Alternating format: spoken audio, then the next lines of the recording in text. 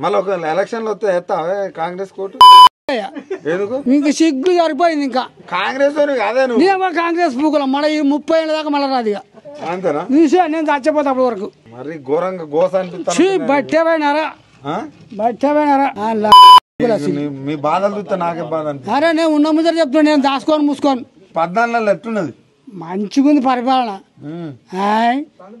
రప్ప రప్ప రప్ప రప్ప అంటుంది రేవంత్ రెడ్డి జెండా. అంతేనా గది కదా 1,80,000 కోట్లు తెచ్చిండాడు కదా రాష్ట్రానికి. ఎవరికి ఇచ్చిండే అంతేనా ఎవరికి ఇచ్చిండే మొత్తం మీడియాలలో మాట్లాడుతా చెప్పుడు మాటలు కానీ చెప్తలేడా? నేను ఇది చేసిన అది చేసిన ఇది చేసిన రైతు బందే. నీళ్ళని వస్తానే పొలాలకు నీళ్ళు పొలాల నీళ్ళు తాగునీరు అయితే కేసీఆర్ ఇచ్చిపోయి.